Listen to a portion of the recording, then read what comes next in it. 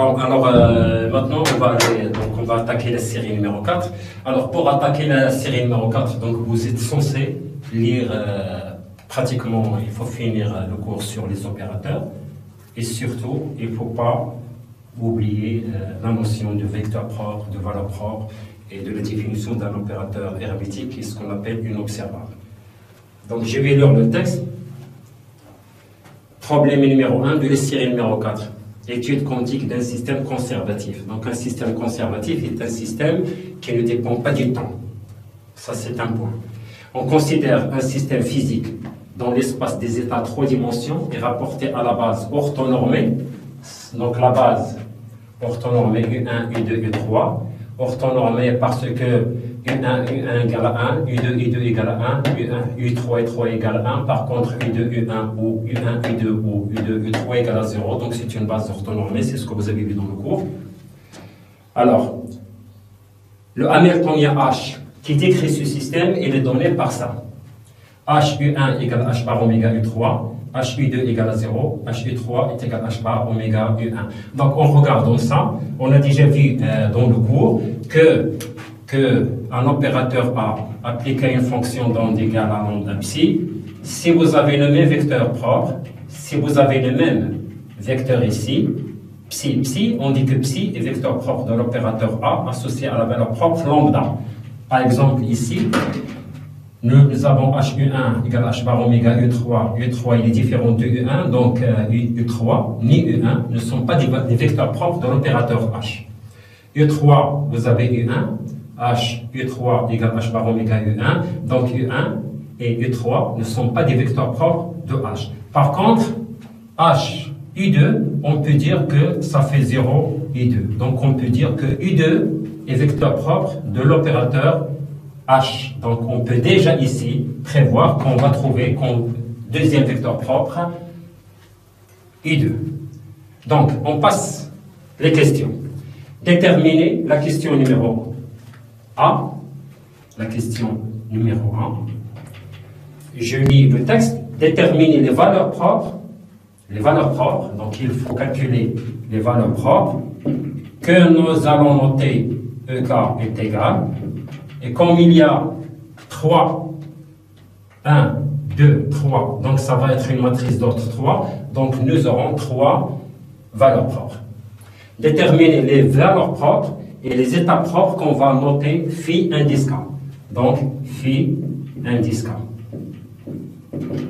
Donc tel que H phi indice K égale EK phi indice K. Donc je récapitule.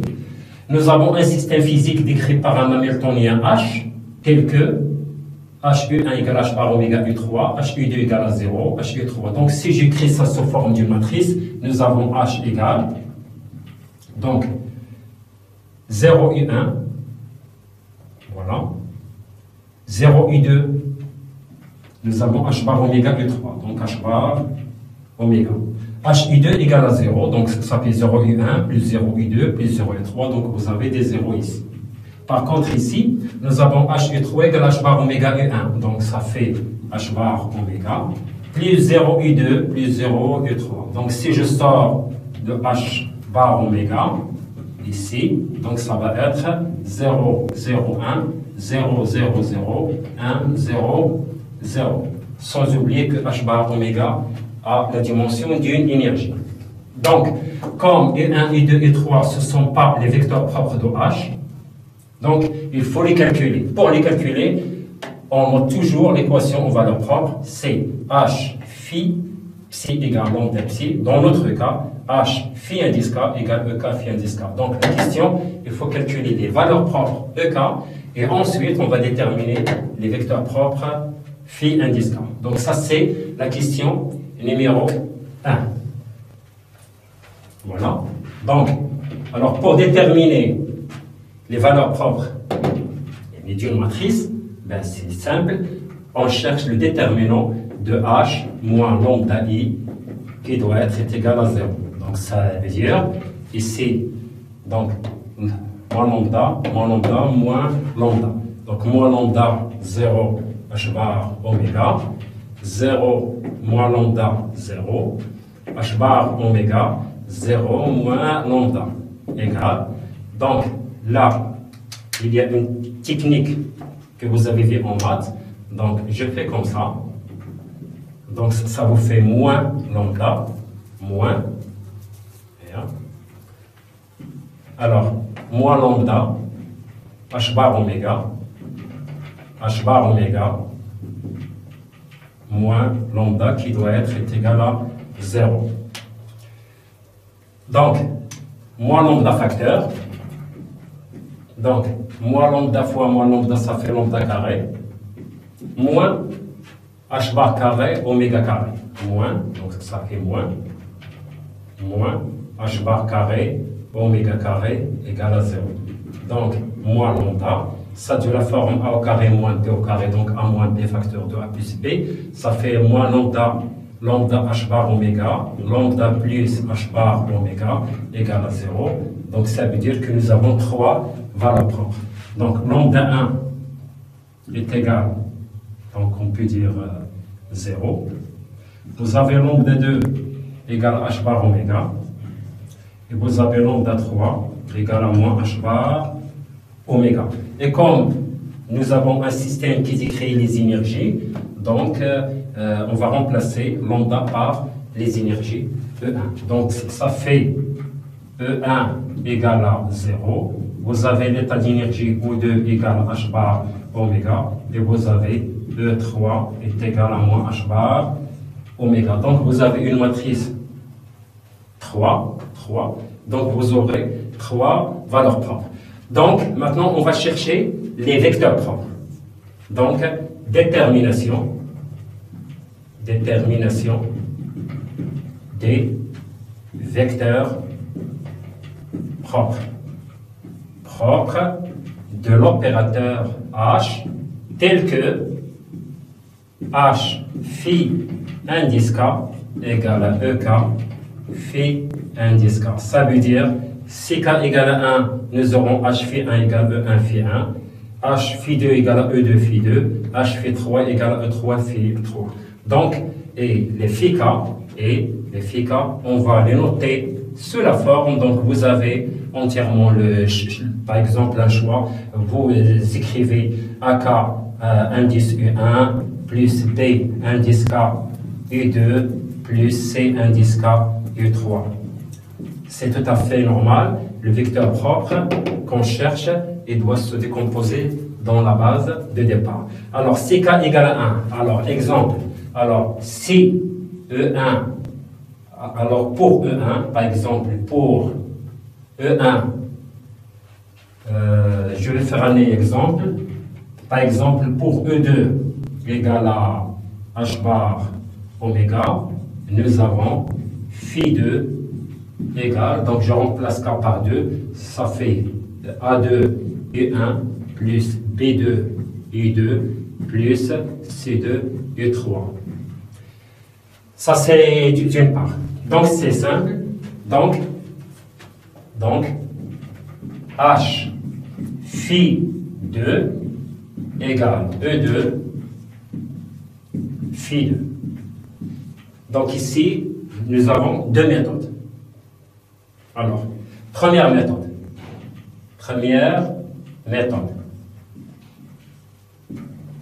Alors, pour la première méthode, donc je m'excuse, je vais effacer le premier tableau. Alors, pour la première méthode, alors donc, première méthode. Donc, nous avons H phi 2 égale E2 phi 2. Et je vais remplacer O2 par H bar oméga égale H bar oméga phi 2. Alors, là, nous avons dit que H est un opérateur donc sous forme d'une matrice 0, 0, H bar oméga 0, 0, 0, H bar oméga 0, 0. Nous avons vu dans le cours que les vecteurs, que le ket est une matrice colonne, phi 2, A2, B2, C2. Donc je vais mettre ici A2, B2, C2, égale E2, ça fait H bar oméga. Et bien sûr, le ket c'est une matrice colonne, A2, B2, C2. Alors, 0 A2 plus 0 B2 plus H bar oméga C2 est égal à H bar oméga A2.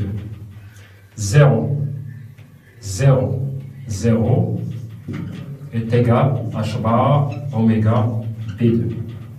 H bar oméga A2 plus 0 B2 plus 0 C2 est égal à H bar oméga C2. Je répète, 0 A2 plus 0 B2 plus H bar oméga C2 est égal à H bar oméga A2. 0 est égal à H bar oméga B2 et voilà. Bon, donc ça veut dire quoi? Si je simplifie, donc ici je conclus que A2 égale à C2 et B2 égale à 0. Ça veut dire que phi2 est égal, donc ici, donc si je remplace B2 égale à 0, donc ça vous fait A2 et 1 plus C2 et 3. Et comme C2 est égal à A2, donc c'est la même chose, et 3. Or, les vecteurs propres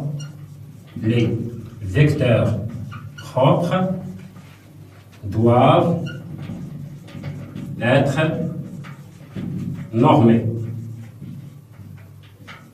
Donc, ça veut dire que phi2 doit être égal à 1. Donc, phi2. Donc, le quai de phi2 fois le bras phi2. Le bras phi2 est égal. Donc, c'est U1 A2 étoile plus U3 A2 étoile. Donc, si je multiplie par le bracket phi2, regardez bien ce qui va se passer.